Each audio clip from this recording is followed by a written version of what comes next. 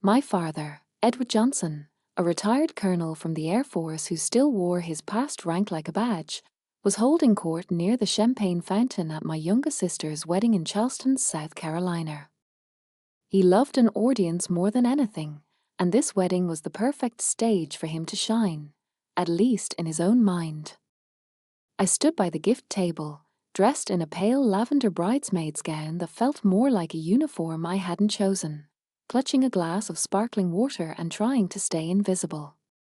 My father, of course, made that impossible. With a dramatic sweep of his wine glass, he gestured toward me, his voice carrying farther than it needed to. "Don't mind her," he said, loud enough for half the reception hall to hear. "She's just army leftovers." The words sliced through the polite chatter. His small audience of business contacts laughed, but the laughter was thin, forced, almost nervous.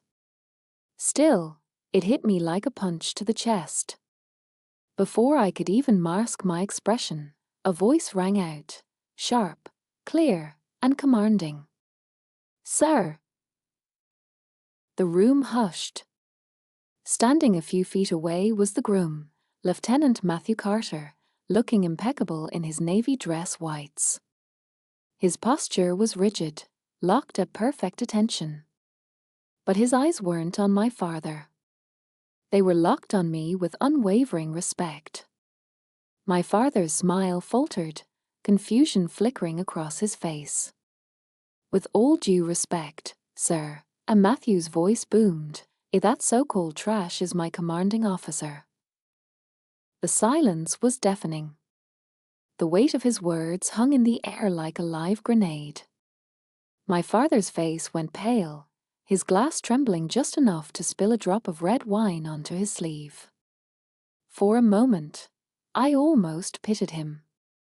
Almost. Because that instant of shocking vindication hadn't come out of nowhere.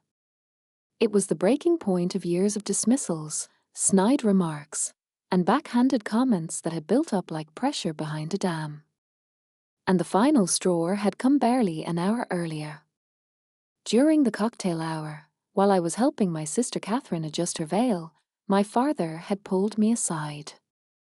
He was furious that I had turned down his offer to pull strings and get me a cozy staff job at the Pentagon.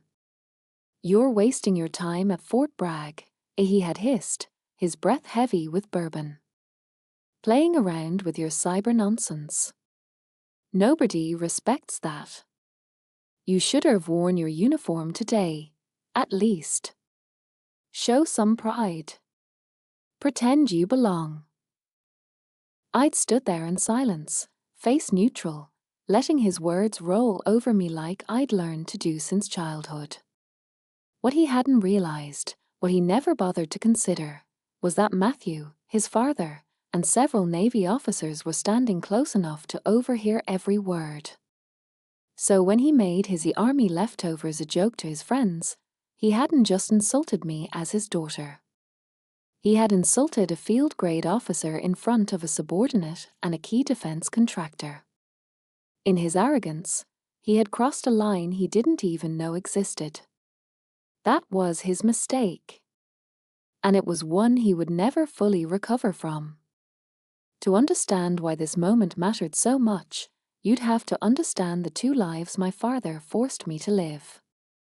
The first life was the one my family saw, the quiet, Iada daughter with her serious hobby in the army, the one who never quite fit their mold of southern charm and social graces.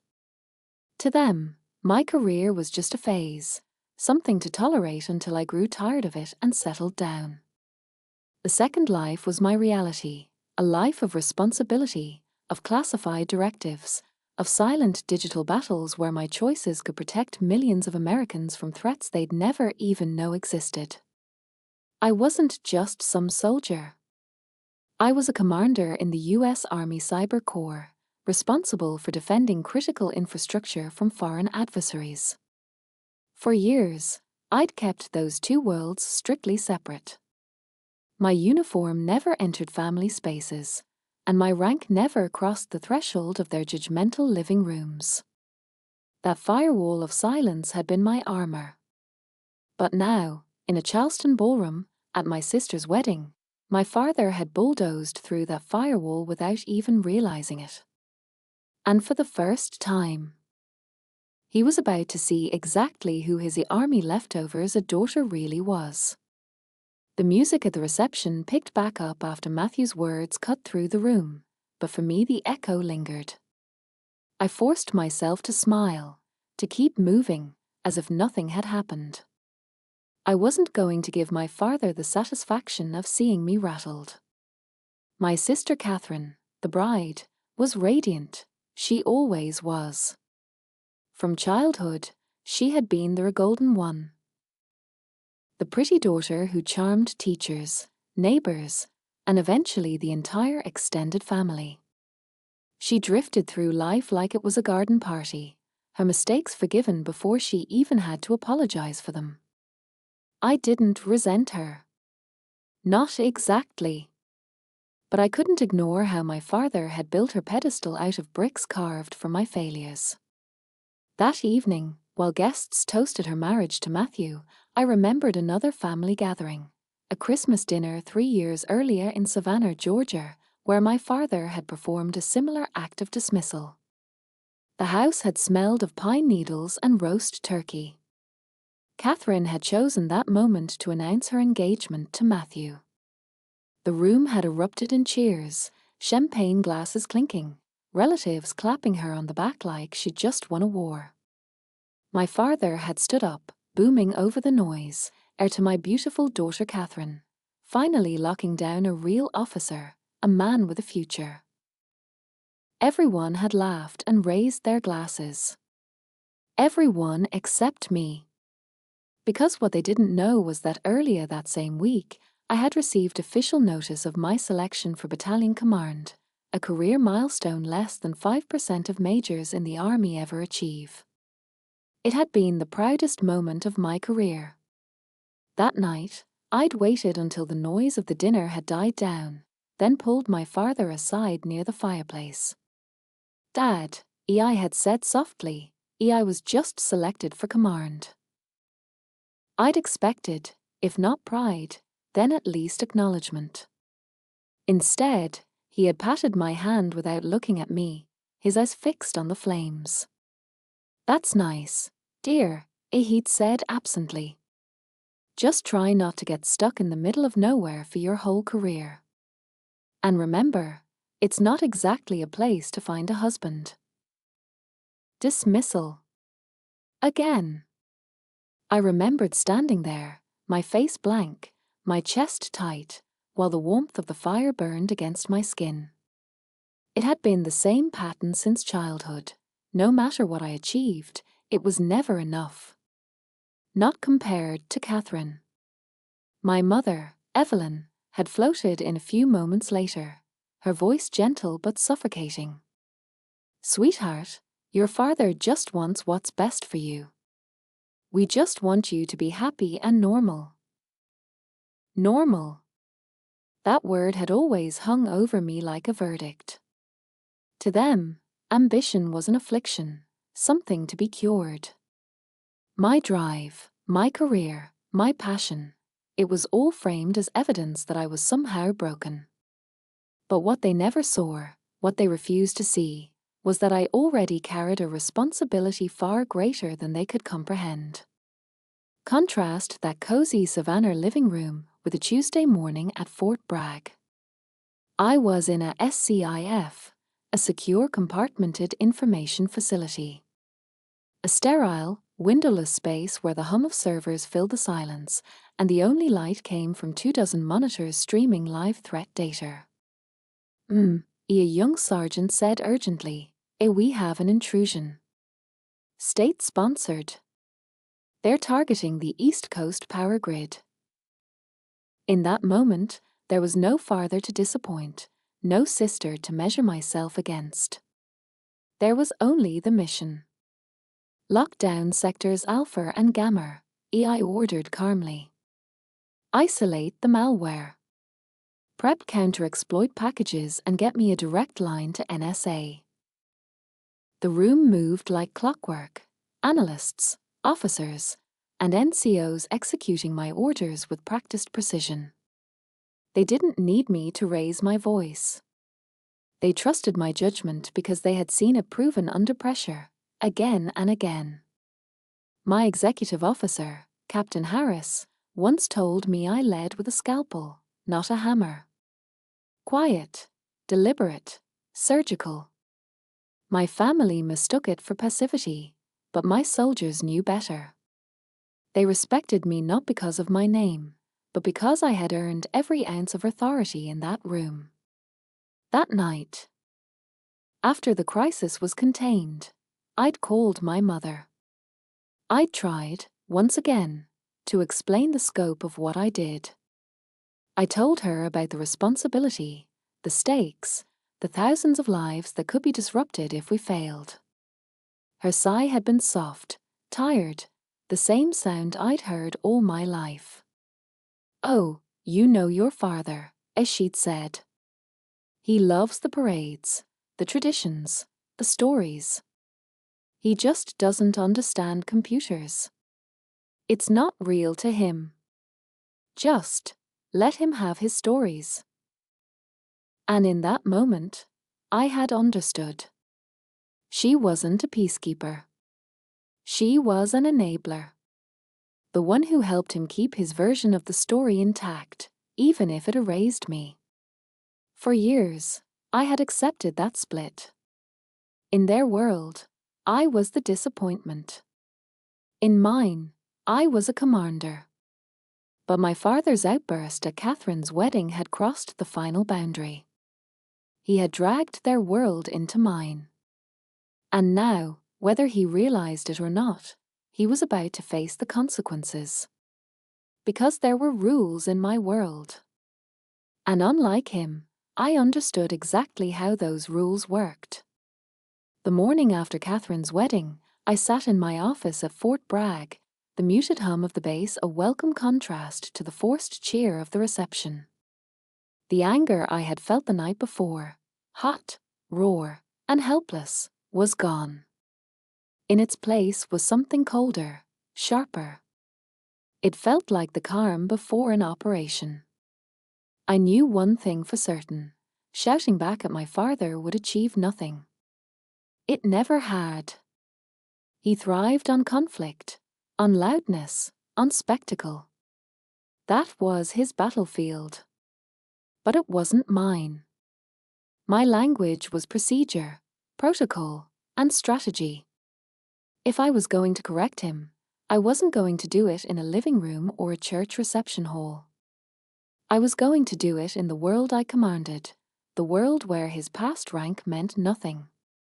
2 months away, my battalion's annual Family Day and award ceremony was scheduled. In the past, I had treated it like a formality, an obligation where soldiers' families could tour the facilities, share a meal, and listen to speeches about service.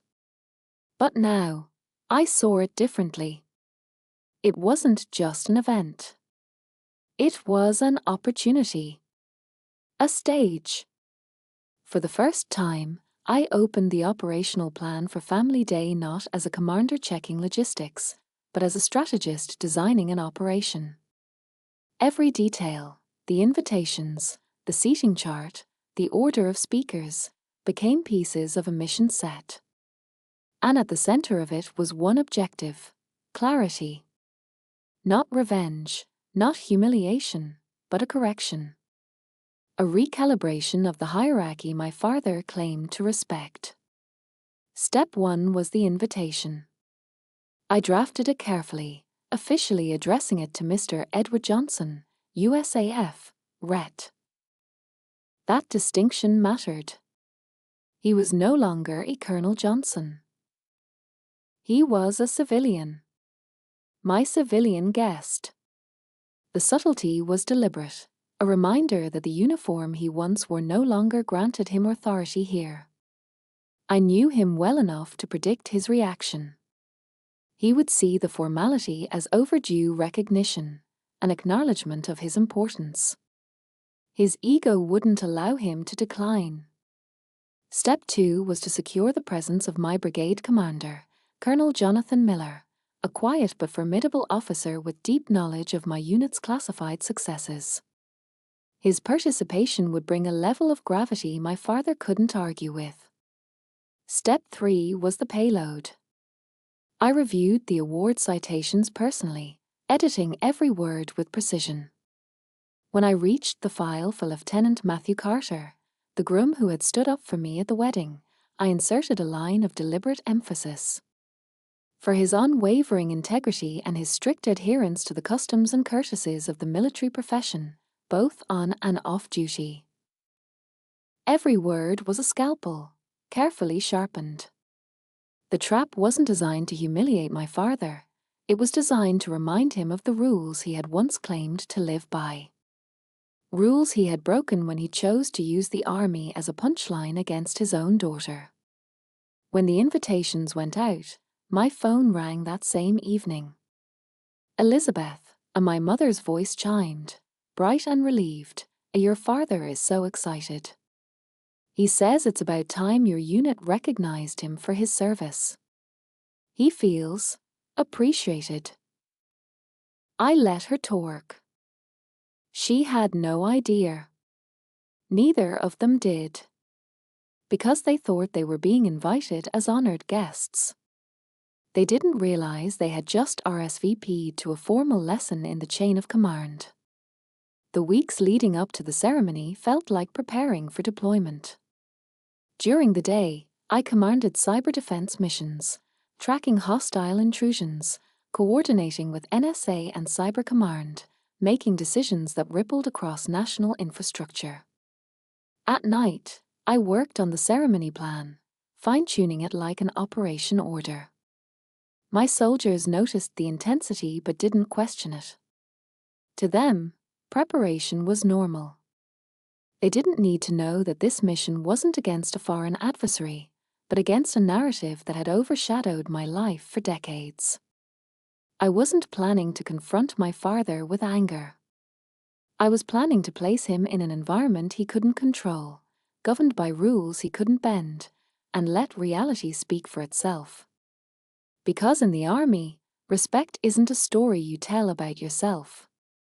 It's what others say about you when you're not in the room. And soon, in a room full of uniforms and silence, he was going to hear exactly who his daughter really was.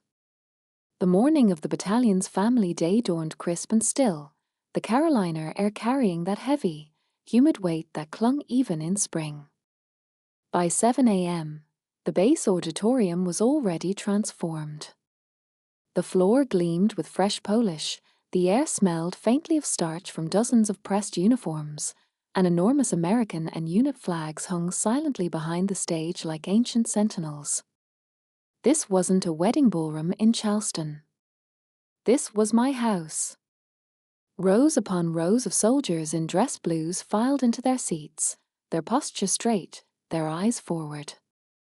It was the kind of quiet discipline that settled into the bones of anyone who'd lived in uniform long enough. The hum of conversation was low, restrained. The gravity of the space pressed down on everyone who entered. I stood in the wings, clipboard in hand, uniform perfect, hair tightly pinned beneath my cap. My XO, Captain Harris, moved briskly beside me, checking last-minute details. Colonel Miller has arrived, he reported, his voice clipped. Good, I said simply, though inside, relief coursed through me. His presence was the anchor that would give the day weight no one could question. Your parents just checked in with the ushers, Harris added after a beat, his eyes flicking toward the entrance. I didn't respond right away. Instead, I straightened my jacket and adjusted the Legion of Merit ribbon already pinned neatly above my left pocket. It wasn't new, but today it carried a different meaning. Escort them to their seats, I instructed finally. I caught sight of them from the corner of the stage as they entered. My mother, Evelyn, looked nervous, her movements tentative, as though she sensed she didn't quite belong. My father, Edward, on the other hand, walked in with his chin lifted, his retired Air Force ball cap perched proudly on his head. He radiated smug satisfaction, as if he were arriving not as a guest but as a dignitary being honored. Their seats were in the front row, right beside Matthew Carter's family. My father patted the empty chair with proprietary pride, nodding to soldiers as if they were his peers, completely oblivious to the fact that here, his past rank meant nothing. Watching him, I felt something strange. Not anger, not even vindication. Just calm. The kind of steady focus I felt in the first minutes of an operation when the plan was already in motion and all that remained was execution. The ceremony began with the low, resonant notes of the army band playing the national anthem. Every soldier in the room snapped to attention, the synchronized movement echoing like a single heartbeat. My father rose too, slower than the others, but still trying to match their posture. As the last notes faded, I stepped onto the stage. My heels struck the polished floor with crisp precision, the sound slicing through the silence. I didn't look at my parents. I looked at my soldiers. "Good morning," I began, my voice clear, steady. "Today, we honor not just service, but a different kind of battlefield, one fought not with tanks or rifles, but with code and data, with vigilance and precision." I let the words hang, scanning the rows of faces. Some young, barely out of high school. Others weathered, their eyes lined with years of quiet service. Every single one of them part of the war my father refused to acknowledge as real. These men and women defend the networks that power our homes, our hospitals, our banks, and our bases. They fight battles no one reads about, victories no one celebrates, but victories that keep our nation safe. I saw my father's expression shift. Confusion first, then discomfort. He had been expecting the old army speech, the one about parades and honor and grit. But that wasn't the story I was telling. Then I introduced our guest speaker. "It is my privilege," I said, "to welcome a leader whose guidance has shaped this unit's greatest successes. Please join me in recognizing our brigade commander, Colonel Jonathan Miller." The applause was thunderous, respectful. Colonel Miller walked to the stage with unforced authority, his calm, academic demeanor commanding the room in a way bluster never could. From the front row, my father's eyes followed him intently. I could almost see the calculations forming in his head, trying to map the weight of this man's presence against his own stories of past glories. As Miller began to speak about innovation, about cyber defense, about the unseen battlefield of the 21st century, I allowed myself a single glance at my parents. My mother's hands were folded tightly in her lap. My father was still, his smile stiff, his jaw tight. The stage was set. The operation had begun. Colonel Miller's remarks ended with the quiet gravity only a seasoned leader could summon. He didn't thunder, didn't boast. He simply spoke with the weight of someone who had lived the missions we all fought. By the time he stepped back from the podium, the air in the room felt denser, charged with the solemnity of truth. Then came the awards. Miller moved through the first few citations with military efficiency, each name followed by the crisp shuffle of boots as soldiers rose, saluted, and accepted recognition. Bronze stars, commendations, unit citations, all delivered in a rhythm that reflected both precision and respect. And then, a name that made my father's posture shift. Lieutenant Matthew Carter. I saw my father's eyebrows lift just slightly, a flicker of pride, or perhaps ownership, crossing his face. To him, Matthew was proof of Catherine's success, the son-in-law he could brag about. Matthew marched forward, spine ramrod straight, saluting with crisp exactness before facing the colonel. Miller began to read. For exceptional performance during cyber defense operations critical to safeguarding national infrastructure. Lieutenant Carter demonstrated unwavering integrity, steadfast leadership, and strict adherence to the customs and courtesies of the military profession, both on and off duty. The last phrase landed like a silent missile. Miller's eyes flicked, just for a second, toward the front row where my father Saturday. The pause was imperceptible to most. But I saw it.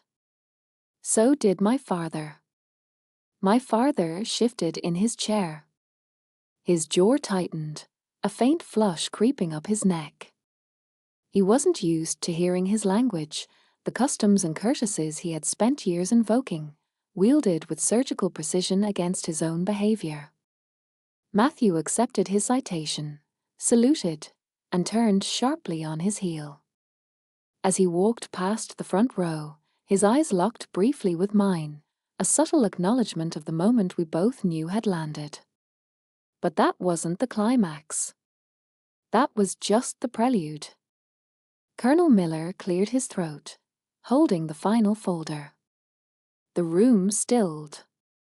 "It is my distinct honor," he began, his voice filling every corner of the auditorium, to present the Legion of Merit, awarded for exceptionally meritorious conduct in the performance of outstanding services and achievements. The Legion of Merit. Even the phrase carried weight. My father's posture straightened instinctively. His cap seemed to tilt higher on his head, as though he were trying to absorb some of the award's gravity for himself.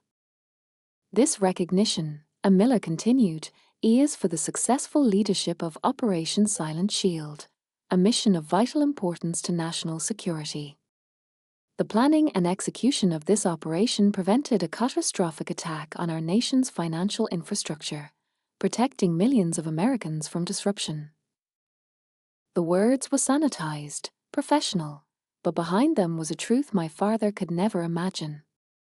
Late nights in a windowless room, coordinating analysts and operators like a chess grandmaster under siege. Sleepless hours deciding when to push, when to wait, when to strike. 1,000 decisions with consequences too vast for parades and medals to capture. Miller paused, then spoke the name. Major Elizabeth Johnson. For a heartbeat, silence. Then the room erupted. Not polite applause. Thunder. The sound of every soldier in the auditorium rising to their feet, the wave of respect palpable in the air. Boots striking the floor, hands coming together, voices echoing in sheer recognition. I rose from my seat in the wings and walked to the stage. My movements were crisp, deliberate, practiced through years of ceremonies and inspections. I halted before the colonel, saluted sharply, and stood at attention as he pinned the heavy medal to my chest. As I turned, my eyes locked briefly with my father's. He hadn't moved. For a split second too long, he remained seated as the sea of uniforms rose around him. His face was pale, slack, caught between disbelief and defiance. Then, forced by the tide of protocol, he rose, stiff, reluctant, a puppet pulled by strings he couldn't cut. He wasn't standing for his daughter. He was standing for a major receiving the Legion of Merit from a colonel. And in that instant, he realized the stage wasn't his. He wasn't the star. He was scenery. The truth had landed. And it was written in every salute, every cheer, every ounce of respect in that room. The applause still echoed in my chest long after I stepped down from the stage. The weight of the Legion of Merit medal against my uniform felt heavier than metal. It was the weight of validation. Not from my father, but from the people who mattered. My soldiers. My peers. My command. The ceremony ended with quiet formality, the kind of conclusion that carried dignity without theatrics. Families mingled, children climbed onto their parents' laps, soldiers shook hands with one another, and the band played a subdued march in the background. We moved into the adjoining reception hall, tables lined with neat trays of food and rows of polished coffee urns. The air felt lighter here, but the gravity of what had happened still lingered like static. My parents drifted in near the back. My mother clutched her purse with both hands, her eyes darting nervously as though searching for a safe corner to hide in. My father walked slower than usual, his steps uncertain, his face set in an expression that tried to mimic pride but collapsed into something hollow. No one approached them. Instead, the crowd swarmed around me. A grizzled command sergeant major, a man with nearly 4 decades of service etched into the lines of his face, gripped my hand firmly. "Hell of a job, he said, voice low but thick with respect. "You carried us through Silent Shield. Don't let anyone tell you otherwise." Young lieutenants followed, their energy electric, their admiration unguarded. Your leadership inspires us. We're lucky to serve under you." Specialists and sergeants who normally spoke in clipped professional tones opened up, their gratitude pouring out. One young analyst, barely 21, told me quietly that seeing me in command proved to her that she could make it too. Each word filled the space where my father's approval had always been absent. And the absence didn't matter anymore.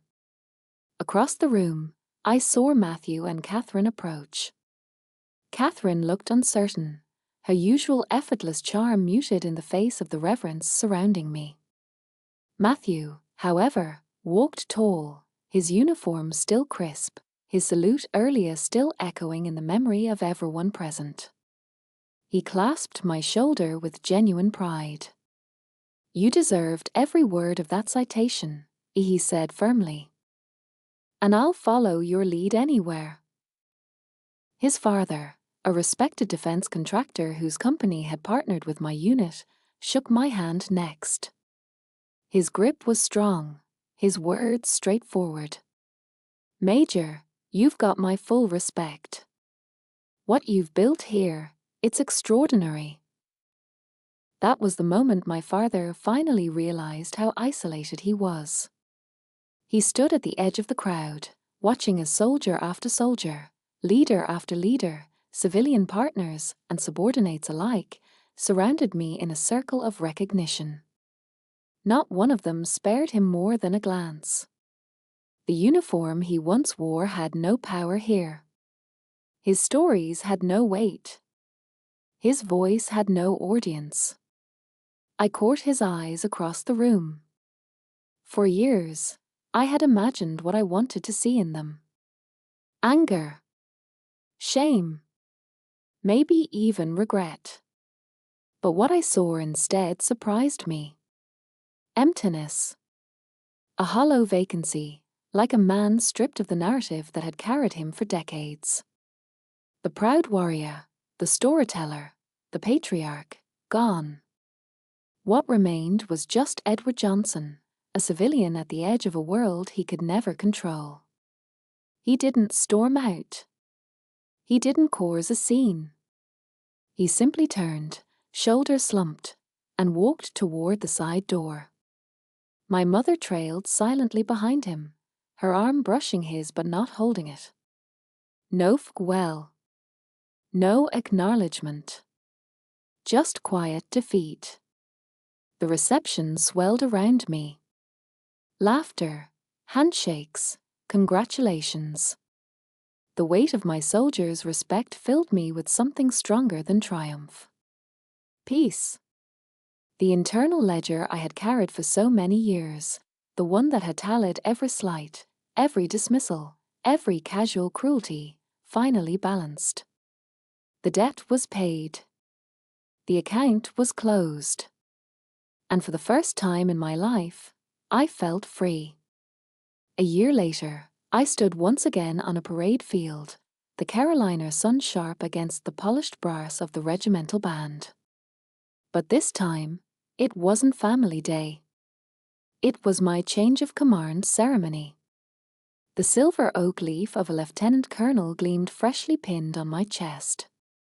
My hands gripped the battalion colours, the flag representing the soul of the unit I had led through storms and silent wars, and then passed them into the hands of a sharp young major I had personally mentored. I wasn't leaving because I had failed. I was leaving because I had succeeded. The Army had chosen me for a position at US Cyber Command, the nerve center of global cyber defense headquartered at Fort Meade, Maryland. It was a move from tactical battlefields to strategic high ground. From leading one battalion to shaping operations that rippled across continents.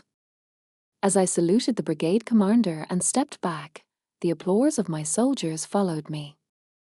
It wasn't thunderous, but steady, like the rhythm of boots on gravel. A sound that said, "We trust you, we'll follow you, we'll remember you." My new office at Fort Meade had no windows. It didn't need them.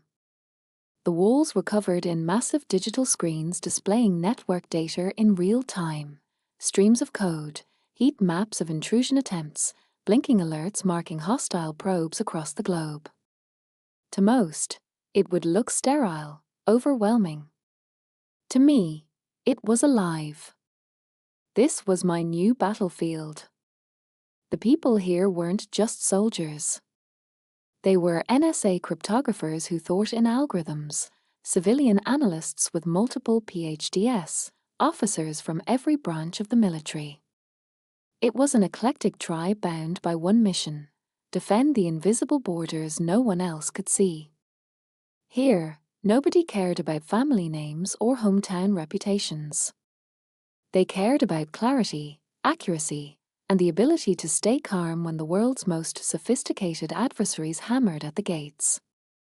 Here, I wasn't Edward Johnson's disappointing daughter.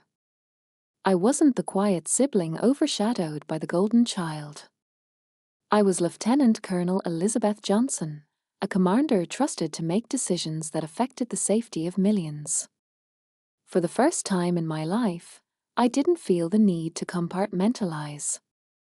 In my family's world, I had always hidden my real self, downplaying achievements, dodging questions, allowing their narrative to smother me into something smaller. But here, at Cyber Command, my whole self wasn't just accepted. It was required. They needed the officer who stayed cool under pressure. The strategist who weighed 1,000 variables in silence before delivering the right order. The commander who didn't flinch when faced with chaos. It was liberating. Exhausting, yes, but liberating. One night, as I sat alone in that windowless room, reviewing final slides for a briefing to the Joint Chiefs, an email pinged into my secure inbox. The sender line made me freeze.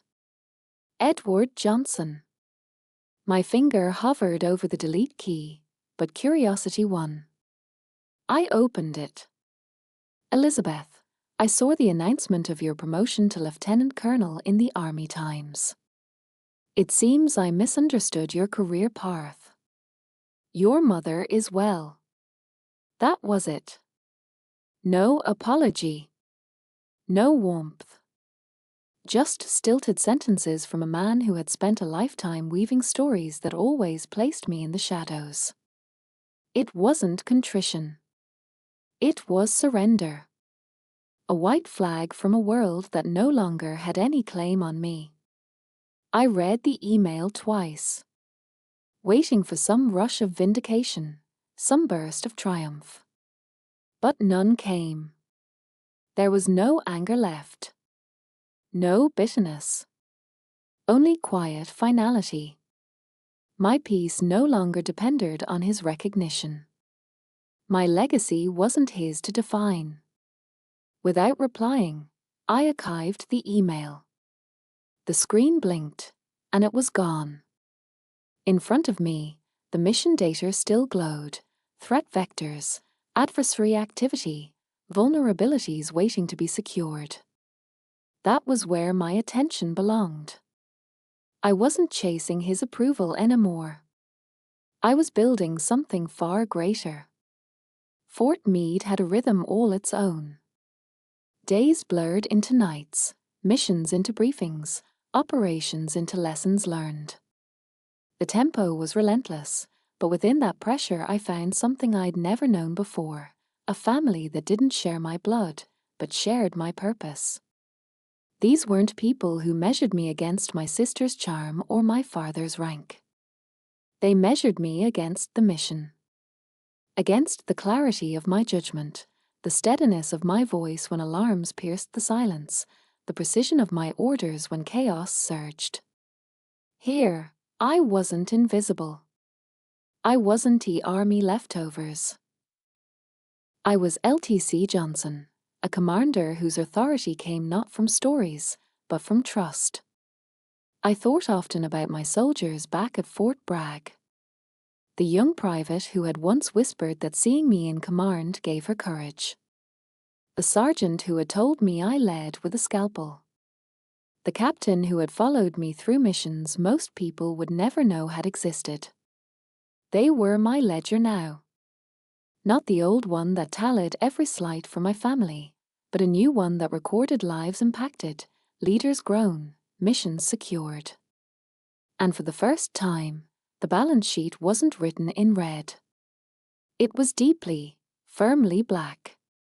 I contrasted it with my childhood home in Savannah, the dinners where my father dominated conversation, the Christmas mornings where Catherine's gifts gleamed while mine were practical afterthoughts, the subtle digs masked as fatherly advice.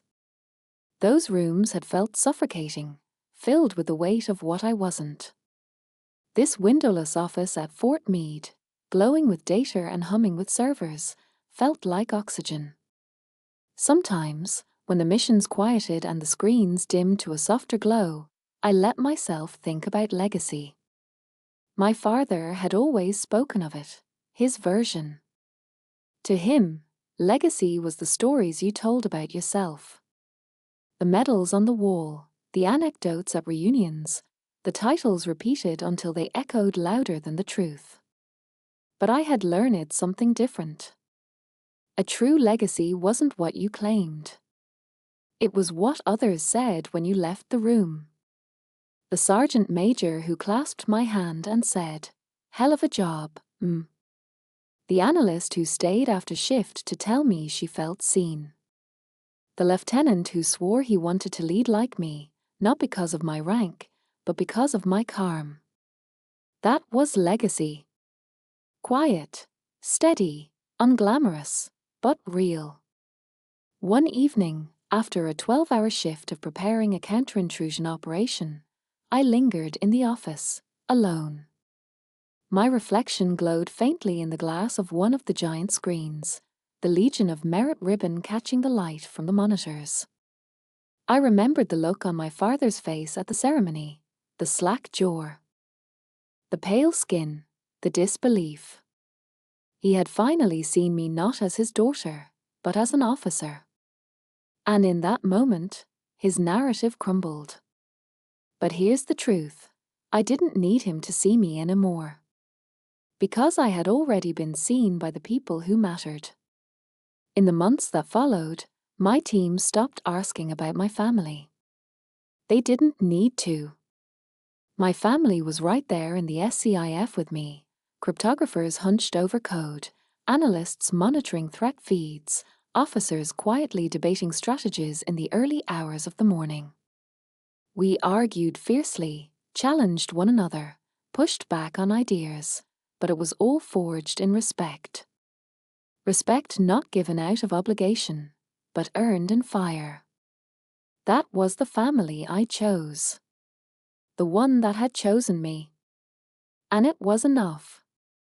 It was late, nearly midnight, when the final alert of the day faded from the screens. My team had traced and contained a sophisticated intrusion attempt on defense networks, and the analysts were filing out of the SCIF, exhaustion painted across their faces. I stayed behind, double-checking the briefing slides for tomorrow's Joint Chiefs update. The glow of the monitors bathed the room in cold light, the hum of servers the only sound. Then my secure inbox pinged. The sender line made my breath hitch. Edward Johnson. For a moment, I thought about deleting it without opening. My father's words had always been weapons disguised as advice. But something, curiosity, perhaps, or old habit, made me click. The message was short. Elizabeth, I saw the announcement of your promotion to Lieutenant Colonel in the Army Times. It seems I misunderstood your career path. Your mother is well. Dad. That was it. No apology. No acknowledgement of years of dismissals. Just stiff, stilted sentences, as if written by a stranger who barely knew me. It wasn't reconciliation. It was surrender. A white flag raised from a world that had lost its hold on me. I read it twice, waiting for the surge of triumph, for the wave of vindication. But none came. Instead, there was only quiet. Because the truth was, I no longer needed his recognition. My worth wasn't tied to his approval, and my peace no longer lived in his hands. I clicked the archive. The message vanished into digital silence, like a faint broadcast from a distant shore. I leaned back in my chair, staring at the glowing maps and streams of code. This was my battlefield now. These were my people. The analysts who trusted my orders. The captains who followed my lead. The sergeants who measured my worth by results, not stories.